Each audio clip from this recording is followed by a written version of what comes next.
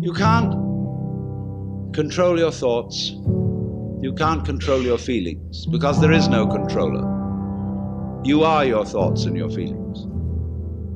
And they're running along, running along, running along. Just sit and watch them. There they go. You're still breathing, aren't you? Still growing your hair? Still seeing and hearing? Are you doing that? I mean, is breathing something that you do?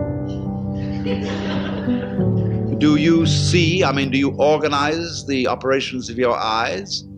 Know exactly how to work those rods and cones in the retina? Do you do that? It's a happening. It happens. So you can feel all this happening. Your breathing is happening. Your thinking is happening. Your feeling is happening. You're hearing, you're seeing. The clouds are happening across the sky. The sky is happening blue. The sun is happening shining. There it is. All this happening. And may I introduce you? This is yourself. This begins to be a vision of who you really are. And that's the way you function. You function by happening, that is to say, by spontaneous occurrence. And this is not a state of affairs that you should realize. I cannot possibly preach it to you, because the minute you start thinking, I should understand that, this is this stupid notion again of I should bring it about, when there is no you to bring it about. So that's why I'm not preaching. You can only preach to egos. All I can do is to talk about what is. It amuses me to talk about what is because it's wonderful. I love it. So this is not you see, this is the whole approach here is not to convert you, not to make you over, not to improve you, but for you to discover that if you really knew the way you are, things would be sane. But you see, you can't do that. You can't make that discovery because you're in your own way. So long as you think, I'm I. So long as that hallucination blocks it. And the hallucination disappears only in the realization of its own futility. When at last you see you can't do it. You cannot make yourself over. You cannot really control your own mind.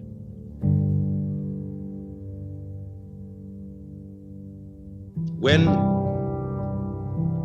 you come to see that you can do nothing, that the play of thought, of feeling, etc. just goes on by itself as a happening,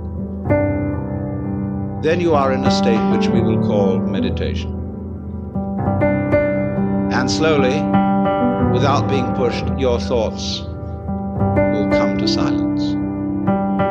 That is to say, all the verbal, symbolic chatter going on in the skull. Don't try and get rid of it, because that will again produce the illusion that there's a controller. Just, it goes on, it goes on, it goes on, and finally it gets tired of itself and bored and stops. And so then there's a silence. And this is a deeper level of meditation. And in that silence, you suddenly begin to see the world as it is. And you don't see any past, and you don't see any future. You don't see any difference between yourself and the rest of it. That's just an idea. It's just somebody's philosophical notions. So we find, if I've got to put it back into words, that we live in an eternal now. Now, what I would call a really swinging human being is a person who lives on two levels at once. He's able to live on the level of being his ordinary ego, his everyday personality, and play his role in life and observe all the rules and so on, go with that. But if he's only on that level, if he's only playing that kind of thing, and thinks that's all there is, it becomes a drag. It's just We've got to make this thing, see? And you don't have to. The sense that you just have to go on living, see? That life is a must. When you say to anything spontaneous, see, life is spontaneous. It happens, in the words of the Taoists, Ziran, which means of itself so. That's their Chinese expression for nature. What happens by itself, what isn't pushed, but it just pops up, you see? Like, I'll never forget, there was a great Zen master I knew once in New York.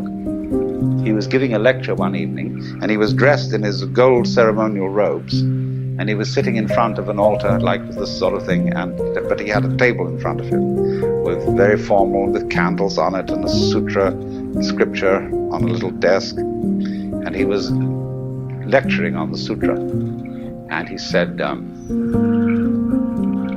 fundamental principle in Buddhism is no purpose, purposelessness. When you drop fart, you don't say, at 9 o'clock I drop fart. It happened of itself. You know, and all these pious Western devotees, you know, kind of put their handkerchiefs in their mouths and try not to laugh. You know? So, but that's the meaning of something that happens of itself, like drop fart or have hiccups or just you came into being, you know. It happens in a kind of a plop way like that. See? Now, you can't tell that process. You ought to happen. You must happen. Because that puts a bind on it. In the same way as when you have a little child and all the relatives have come to a party on Thanksgiving, and you put the child into the middle of all the relatives and say, now dear, play. See, it absolutely bugs the child to do it like that. Now that's not an easy thing to learn, but when you catch on to the trick of it, you can do it. To play on demand. That's the hardest lesson of life. Will you be absolutely genuine with me? No deception, please. I want you to do something that expresses you without the slightest deception. No more role acting, no more playing games with me. I want to see you. Now imagine. Could you really be that honest with somebody else? In other words, when you're challenged to be perfectly genuine, it's like saying to a child, now darling, come out here and play and don't be self-conscious. Or it's like I would say to you, now look, if you come here tonight at exactly midnight and put your hands on this stage, you can wish and have granted any wish you want, provided you don't think of a green elephant. And so everybody will come, they'll put their hands here, and they will be very careful not to think about a green elephant.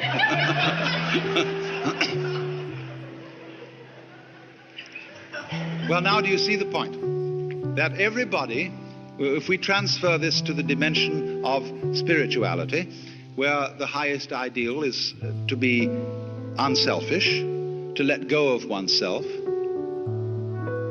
when you are trying to be unselfish, you're doing it for a selfish reason. You can't be unselfish by a decision of the will any more than you can decide not to think of a green elephant. There is a story about Confucius, who one day met Lao Tzu, who was a great Chinese philosopher. And Lao Tzu said, "Sir, what is your system?" And Confucius said, it is charity and love of one's neighbor and elimination of self-interest. Lao Tzu said, stuff and nonsense. Your elimination of self is a positive manifestation of self. Look at the universe. The stars keep their order. The trees and plants grow upwards without exception. The waters flow. Be like this.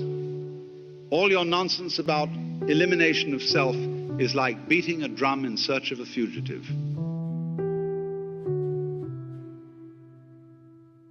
So you suddenly find, you see, you're stuck. So in this way, what is called the Zen problem, or koan, is likened to a person who swallowed a ball of red-hot iron. He can't gulp it down and he can't spit it out. Or it's like a mosquito biting an iron bull. It's the nature of a mosquito to bite, and it's the nature of an iron bull to be unbiteable. And both go on doing their thing that is their nature. And so nothing can happen. You realize, absolutely you're up against it. Absolutely no answer to this problem. No way out. Now what does that mean? If I can't do the right thing by doing, and if I can't do the right thing by not doing, what does it mean? It means, of course, that I, who essayed to do all this, am a hallucination. There is no independent self to be produced. There is no way at all of showing it. It's because it isn't there.